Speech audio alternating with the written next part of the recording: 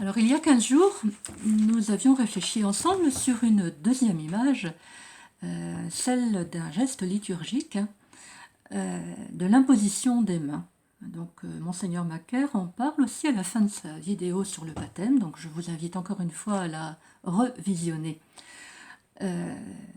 Donc, ce geste de l'imposition des mains, que vous retrouverez le jour de votre confirmation, c'est l'évêque qui imposera sur vous les mains. Donc, il a plusieurs sens, ce geste. Alors, on le retrouve dans tous les sacrements, mais il a plusieurs dimensions. Mais l'une des dimensions que je voulais souligner avec vous, c'était la dimension de la transmission. Si vous relisez l'histoire de Jésus et de ses apôtres, vous verrez qu'il y a plusieurs références dans le Nouveau Testament où Jésus impose les mains, et notamment donc sur ses apôtres, qui l'ont eux-mêmes répété sur leurs successeurs. Et donc c'est le geste de la transmission de l'Esprit Saint, et ceci depuis les premiers temps de l'Église. Donc ce geste signifie que nous sommes reliés à l'histoire de l'Église, qui est une histoire d'amour entre Dieu et son peuple. Et cette histoire d'amour, elle est scellée par une alliance. L'Ancienne Alliance, c'est-à-dire l'Ancien Testament, et la Nouvelle Alliance.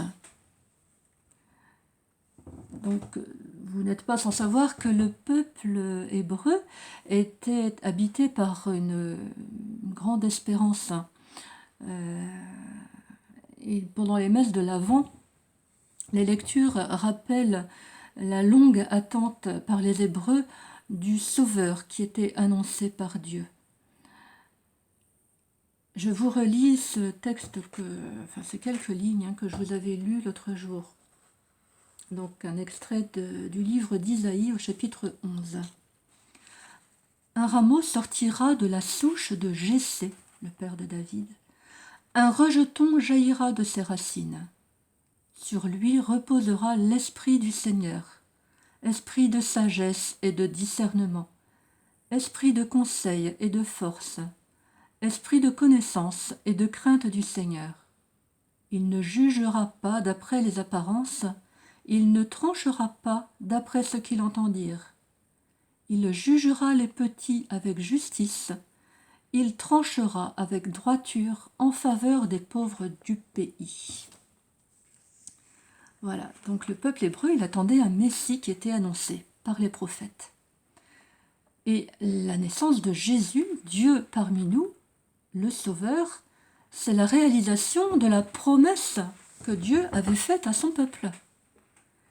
Donc notre attente, l'avant, elle s'inscrit dans cette histoire du peuple de Dieu.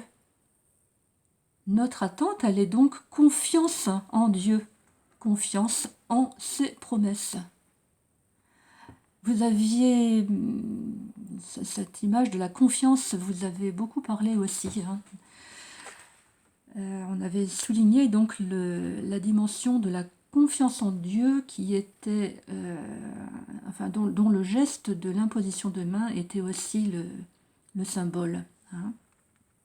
Donc par le jour de notre baptême, Dieu fait de nous ses fils et ses filles, et il nous donne sa confiance.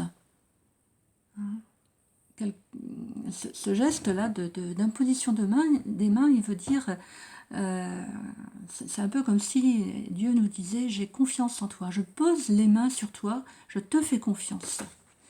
Et nous lui faisons confiance aussi pour le reste de notre vie. Et ça, vous en avez apporté de beaux témoignages la dernière fois, de la confiance que vous portez dans le Seigneur. Voilà, alors je vous souhaite une bonne poursuite de l'Avent, dans la foi, dans une attente confiante, car nous savons que Dieu réalise toujours ses promesses. C'est ça, cette confiance. Donc, bonne route à vous dans la joie de Noël. Dieu avec nous. Hein.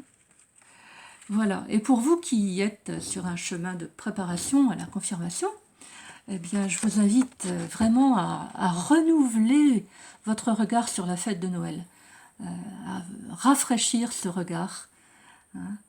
Et donc que ce Noël ne soit pas seulement cette image de Jésus dans la crèche comme un enfant nouveau-né, qui est une très belle image aussi et sur laquelle on peut méditer aussi. Mais cette année peut-être, souvenez-vous que